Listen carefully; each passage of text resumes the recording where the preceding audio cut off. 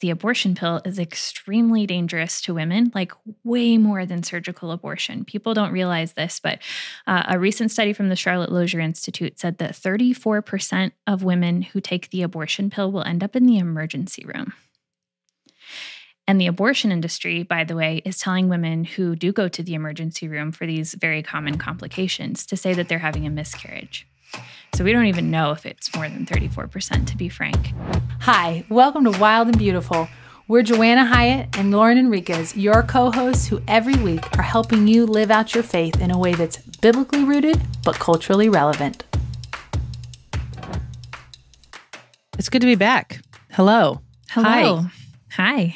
Christine did a great job last week. I enjoyed that interview. I don't know if people realize this. Actually, the reason you should follow her is because weekly she does a roundup of memes, and that is worth it. Oh, true. Christine's are my favorite. And then there's another like non-Christian or anything account, but it's Broma Bakery.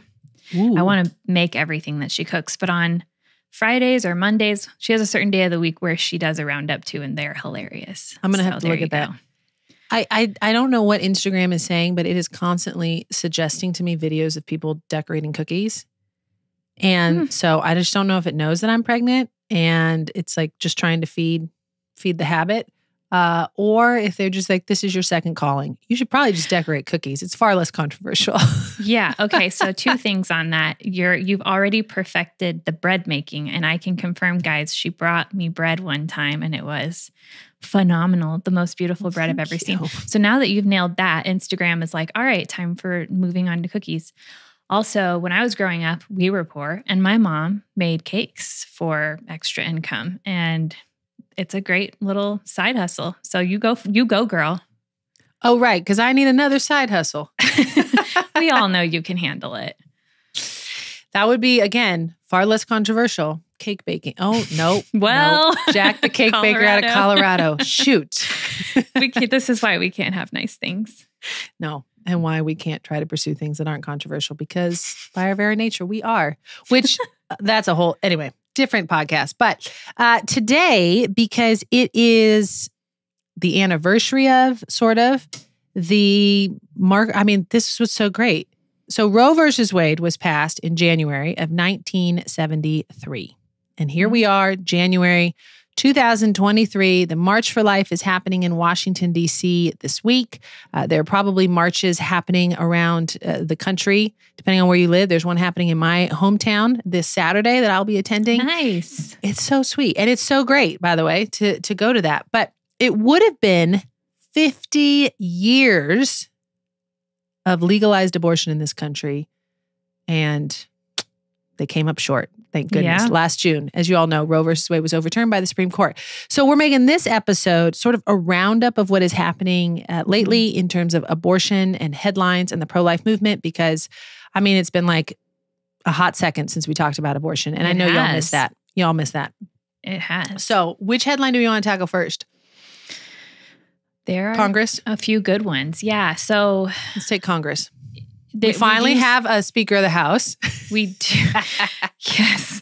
I don't know. All the politicos that listen are fully up to date on this. But for those of you who aren't, there was like a historic gridlock on getting a Speaker of the House once the Republicans took over. It hasn't happened in a long time, or it's 100 never years happened before. 100 years. Which is basically the whole history of America. Let's be honest. That they finally, Speaker McCarthy, who was gunning for it the whole time, finally did make enough concessions to win the speakership. So now let's just pray that the Republicans make good on all of these concessions and agreements and get some good things done. Which one of the first bills that they passed was basically Infant Born Alive bill, which, let's be clear, it did not limit abortion. It did not criminalize a woman who sought an abortion, even though that abortion would have failed or had failed based on this bill. Neither did it criminalize doctors who had performed the abortion. The only purpose of this bill, okay, you got to understand this before we tell you how people voted. The only purpose of this bill was to say that doctors need to provide the same level of and reasonable care to a child who survives an abortion as they would provide to any other child who, say, had been born premature and was in need of medical help. Any child born alive. Or born alive, yeah. It just makes it consistent. Any child born alive, you have to treat Any child born alive. You make it out of the womb alive, you get this certain level of care. And I don't know, that seems reasonable to me. That doesn't seem like any sort of an attack on abortion. It's crazy that we have to debate that's even a question. But just before you go on, it did pass the House.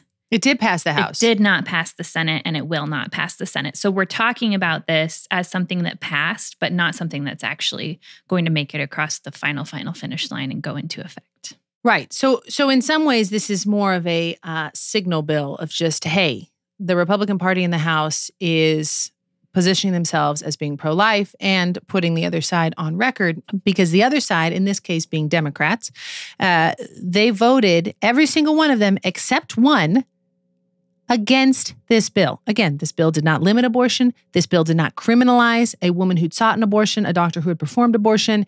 It simply said, we have to provide the same amount of care to a child born alive after a botched abortion as we would to a child born alive in any other circumstance. And if a doctor did not, then they could face penalties. And yet every single member but one votes against this. And what was really interesting was to hear sort of the rationale. So you have, for instance, Representative Hillary Scholten out of Michigan. She's a Democrat. And there's a video online. She's on the floor using Jeremiah 1:5 as her justification. Now, Jeremiah 1:5 says, I knew you before I formed you, before I placed you in your mother's womb. Like, I had plans for you. And she used that as justification to say, God places people in the mother's womb, not the government's womb, not the politician's womb. And I thought, right, but you just acknowledge it's a mother, it's a fully known, intentionally created person, and that's your justification. It wasn't even abortion, for withholding medical care for a child who survives the hit job. Yeah, so they're not even in the mother's womb. No. When these killings are taking place. This isn't even technically abortion, it's infanticide. It absolutely is. So even if you are under some kind of wild impression that God was making a commentary on abortion when he inspired Jeremiah 1:5, it's that the logic still doesn't add up. No. They're not in their mother's womb anymore when they're killed. Maybe we should talk about what this bill sought to ban in a little more detail in case people don't know. Knock yourself out. Sure. Okay. So this is a bill that has been, it's like it keeps reappearing every session. The Republicans are completely unable to pass it no matter how many times it appears in Congress. But this bill is designed to say that if a child is born, like Jo said, and survives an abortion, is born alive, so whatever attempt was made on their life prior to them emerging from the birth canal did not work. Maybe the child is perfectly fine. Maybe the child is wounded. Maybe the child is very premature, but otherwise can receive care. Whatever you would do to any other child that was born alive has to be administered to this child who survived an abortion. And people will say, well, this is a fictional circumstance. This doesn't actually happen. Children don't survive abortions. The reality is that this happens all the time. This is a little bit of a separate rant. We don't have a national abortion reporting law, so we don't know how often it happens. We do have enough research to know that it absolutely does happen, and it happens on a fairly regular basis. We also have individuals who are alive today who did survive abortion, and we know this from their own medical records. There's no possibility that they have made up these stories about their lives. We can see medical documentation from their births that this child was born and survived an abortion. Most children who survive abortions do not survive much longer after birth because they are killed, either through an intentional act. Babies have been placed in buckets of liquid. They've been strangled. They've had their necks snapped. I'm sorry that this is very graphic. This is how children are killed after they survive abortions. Or in many instances, and we know this from nurse testimony in hospitals where these abortions take place, they're like left in a closet or on a table or a tray to just kind of die of exposure, basically. They're not administered the care that they need in order to survive. And these are children who are old enough to survive in most cases if they receive care. That's why we need this law. It's kind of like a bare minimum thing that we should all be able to agree on, but something that for a multitude of reasons, Congress has never been able to pass. I mean, Nancy Pelosi, who is a professed Catholic, tweeted about how this was, anti-woman, extreme MAGA legislation. I thought, are we talking about the same bill? Oh, but we are. And all the Democratic women were white, to align themselves with the suffragists. I kept thinking of that movie, The Princess Bride, where that guy is saying, you keep using that word, but I don't think you know what it means. You know what it means. And that's what I often feel like in these types of conversations. Like you keep using these words of, pro-woman and women's I don't think you know what that means. You're a feminist, you're a suffragist, you align with the suffragist movement. I don't think you know what that actually means. And listen, as somebody who has gone undercover, when I went undercover, I was 26 weeks pregnant. And one of the questions that I would ask is, listen, if this child for some reason survives this abortion, I can't be stuck with a baby. Can you ensure that that's not going to happen? Can you guarantee me I'm not going to have a child coming home with me? Just in case people don't know, you went undercover where? Oh, I went undercover to most of the prominent late-term abortionists in this country, as well as some Planned Parenthoods. And so these are abortionists who commit abortions third trimester? In the third trimester on a regular basis, which again, third trimester, even in the middle of the second trimester, that child can survive outside the womb with medical help. In the same way, like my 2-year-old needs help to survive. So we're not going to split hairs about when they get humanity and when they don't. But they would tell me, oh, don't worry, like we'll handle it. Don't look at the baby. I mean, one went so far as to say, and I didn't visit this person, but this is another video that's there. And this video is, on Live Action's website, to say like, well, we would just kind of leave it. We would not take the same measures we would take if you wanted that child. And so you have these doctors on record saying, if a child survives, so clearly it does. And they never say like, oh, that's never going to happen. No, they don't say, that's never happen. Their response, because it always happens. Yeah. Okay, we can keep going on this one. Let's hit the next headline, which happened recently, which was the federal government / administration's attempt to expand access to the abortion pill. Now, we're not going to get into what is the abortion pill today. That's a whole separate episode we'll do. We'll do an episode on that. Oh, full episode. Lauren's becoming an expert. But why does this one matter for all of us to know about? This matters because the abortion pill kills children, first and foremost. That's why it matters. Almost every child who is attacked by the abortion pill will starve to death and die.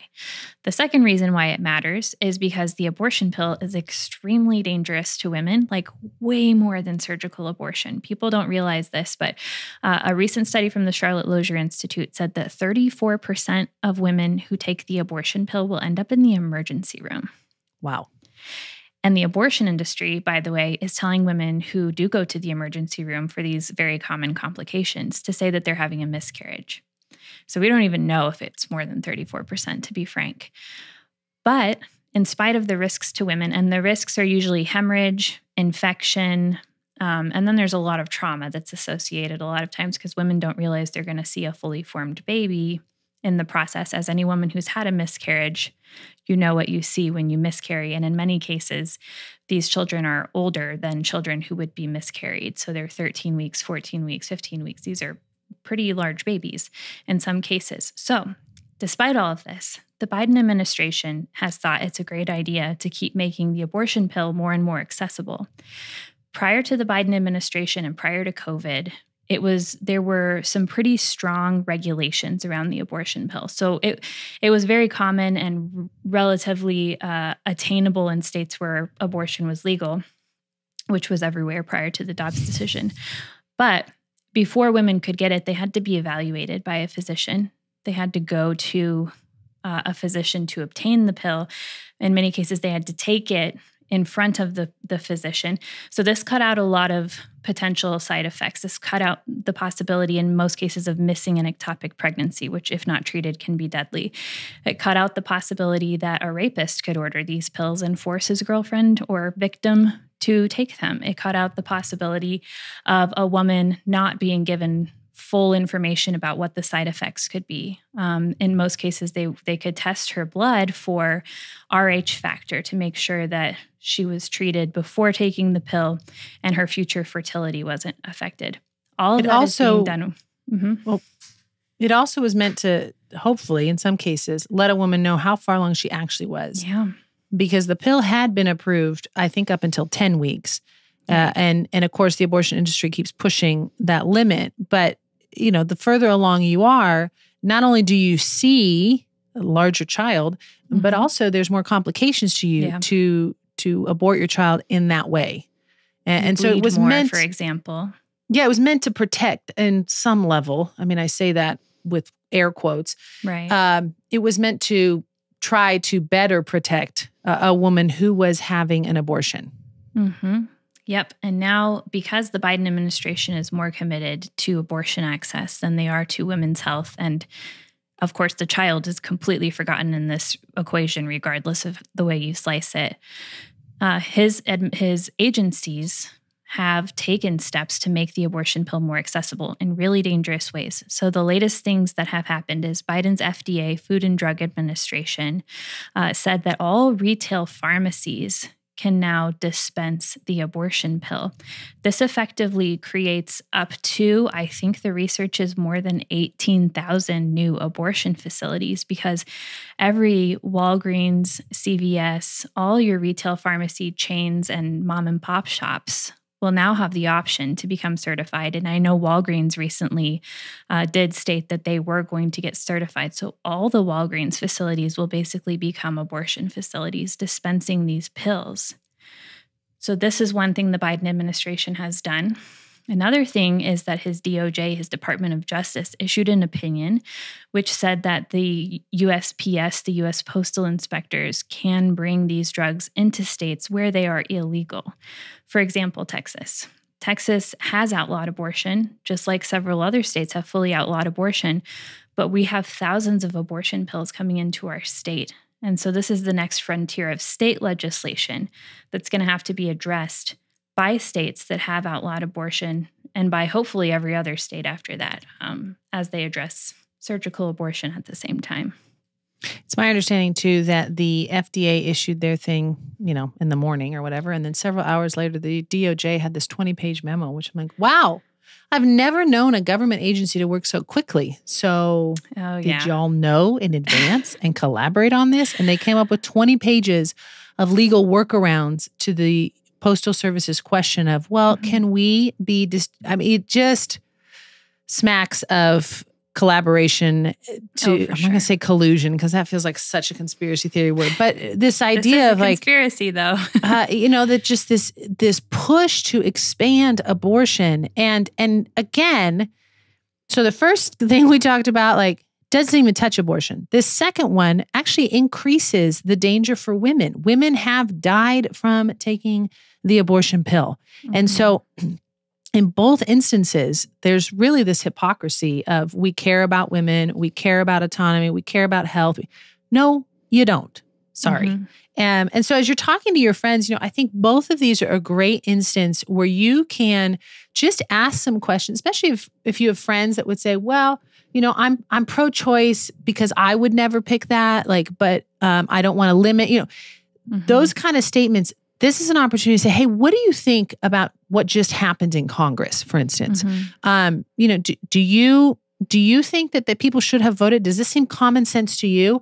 Again, you don't have to come in guns blazing, but just start asking questions that plant a seed for people to think about this. Or, hey, did you see the push from the Biden administration to expand access to the abortion pill? Like, how does this affect women? How does this help make sure that they are not being coerced, that they are not, once again, being sort of run over and hurt by the men in their life who don't want them to be pregnant. I mean, Christine just talked in our last week's episode about how she, in finding herself in an unexpected pregnancy as a single woman, wanted to keep the baby.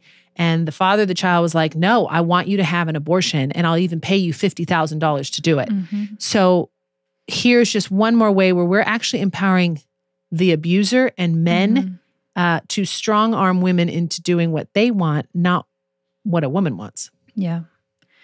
End it's rant. very scary. No, we could rant about this all day. Oh, man.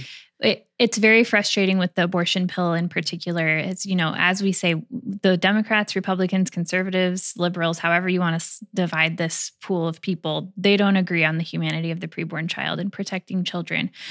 What we purportedly both agree in is protecting women's health. But then when you see these efforts to just put women at complete risk of shock, infection, her dead child being left inside her body, this trauma, these hemorrhages that are happening to thousands of women every month, I just don't see the argument that the other side can say, I really care about women if this is your agenda.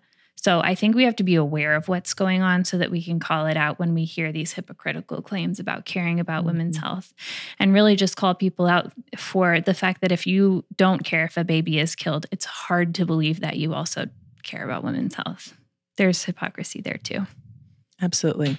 So let's take that last point you made about caring for women. So yeah, you had a fun conversation this week. I did. I was talking to someone in the pro-life movement. So it really surprised me when I heard their opinion. We were talking about Planned Parenthood and how Planned Parenthood needs to be shut down. Well, that's what most pro-lifers believe. But this particular person, I think they might be newer to the pro-life movement. And they were under the impression that Planned Parenthood was actually like a good organization, except that they do abortions. So their thought was, if we can just have Planned Parenthood stop committing abortions, by making abortion illegal, for example, then Planned Parenthood will just become a good organization because everything else they're doing other than abortion is okay. And so for anyone who hasn't been following Planned Parenthood ever, that's not correct. So we're just going to dive in a little. Yeah, we want to unpack that because we'll be honest, we were both a little stunned. She called me and I proceeded to tell her what she already knows. Lauren's like, yeah, Joanna, I agree with you. Thank you. But it made us pause and say, actually, that might be a more common perception of Planned Parenthood than people realize. And I kind of thought back to an old roommate I had who was like, well, Planned Parenthood, she actually didn't even know that Planned Parenthood did abortion. And she was a Christian. And she was like, well, I just go there for my birth control. They don't do all this other stuff. And you're like, oh, but they do. And so, in these last few minutes, we just want to talk about them specifically because even though Roe versus Wade has been overturned, that doesn't mean that abortion has gone away. And Planned Parenthood is still the largest provider of abortions in this country. Yep. And even though the abortion pill is spreading, which is probably carving into their bottom line on some level at some point, Planned Parenthood is still making themselves a force to be reckoned with, not just in abortion, but on the gender sexuality confusion movement. And so all around, they're just bad news. Let's bad news. So a couple stats. Last year, according to their own annual report, Planned Parenthood killed 383,460 children. Wow. That's way more than 250,000. It's about 40% of the abortion market in the United States is owned by this one organization. By contrast, there's not like another organization that owns the other 60%. The other 60% is divided up among like independent clinics and hospitals. So Planned Parenthood is the only like conglomerate of abortion in the United States. And because they have such a large business, Planned Parenthood is what I call the kingpin of the abortion industry.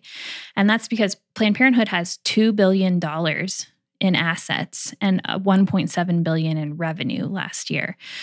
No other abortion business has that amount of funds. They're getting $630 million in taxpayer funding each year from you and me.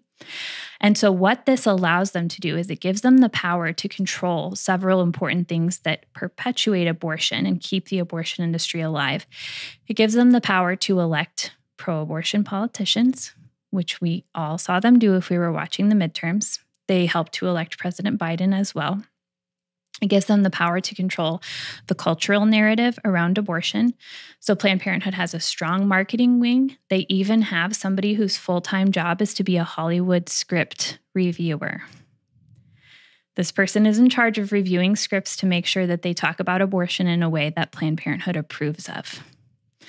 Planned Parenthood is in all state and government taxpayer funding from the local to state to federal level, at every level. In the federal government, they are funded by so many agencies. It would blow your socks off if you saw the list. It's insane. But this power gives them the ability to really keep the rest of the industry afloat.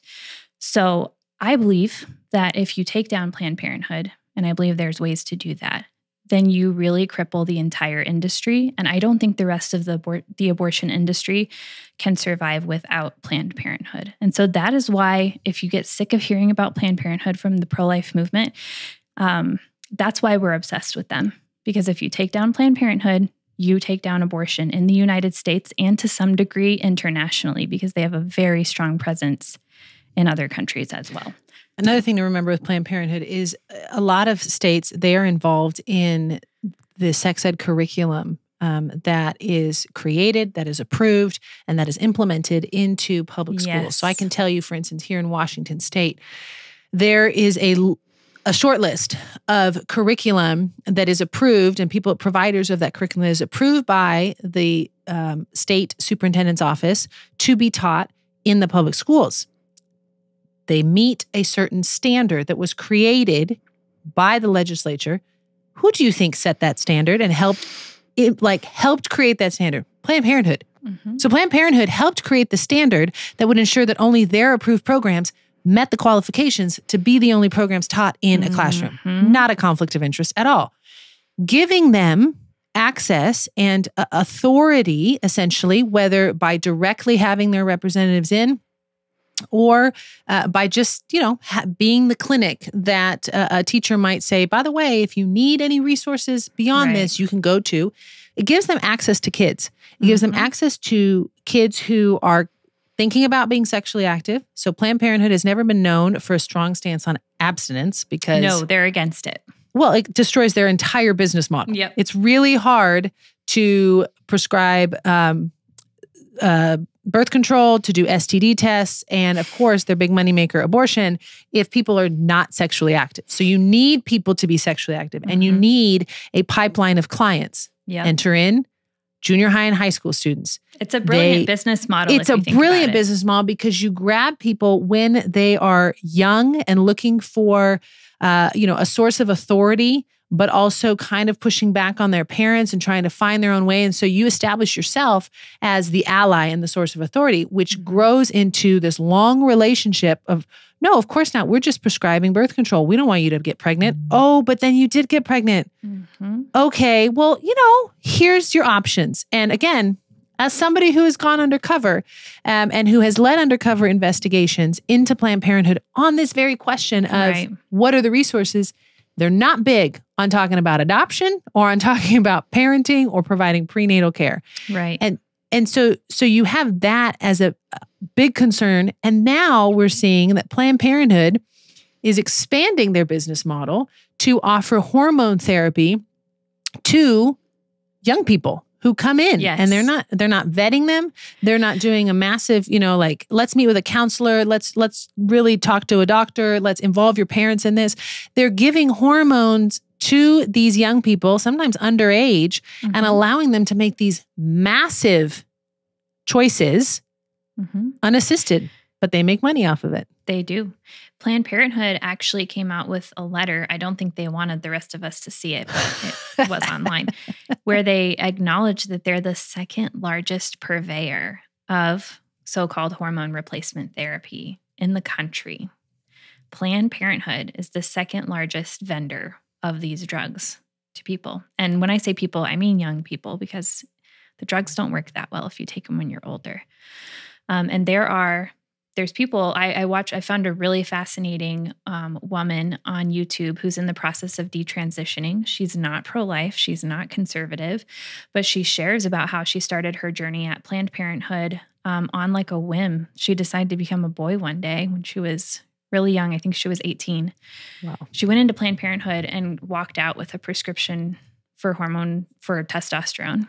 They didn't tell her anything about any of the side effects. They gave her no information about which changes would be permanent. So now she sounds like a man for the rest of her life, even though she stopped taking the drugs. They didn't refill her prescriptions on time. They didn't do blood tests. So she had way too much testosterone in her system at certain points. I mean, even as a provider of these hormones, Planned Parenthood's really bad at it. They're really bad at everything they provide, good or bad. Whether what they're providing is good or bad, they do it badly. So yeah, the country's just going to be a better place when we can shut down this business. So if you hear someone tell you, oh, but Planned Parenthood's actually great, they do so much for women.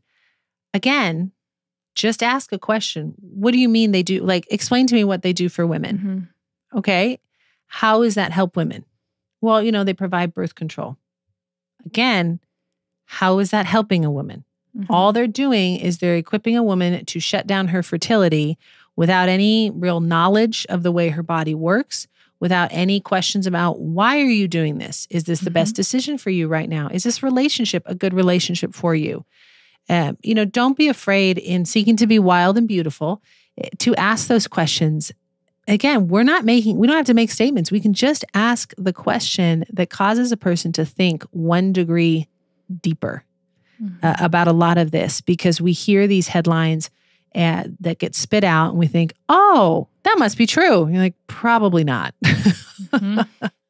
and yep. you can't have this morally corrupt piece of your business, abortion, and think that somehow the rest of the business is going to be wholesome and good.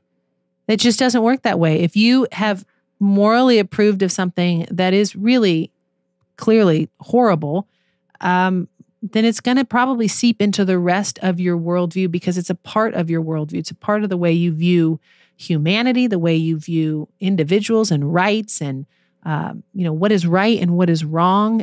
So don't be afraid to question. And don't be afraid to ask questions of other people. And on that note, we're going to wrap up this episode. We could talk about abortion all day long. Okay, friends, thank you so much for joining us. I hope that you check to see if there's a March for Life happening in your area. Go join it, participate, take your kids if you have them, drag your neighbors, your parents, whatever, your roommate. It's great. You'll be encouraged by seeing other people in your city and in your state who stand with you and who are joyfully on the side of life and mothers and fathers and children. And as always, rate, review this, and don't forget to be wild and beautiful in your interactions.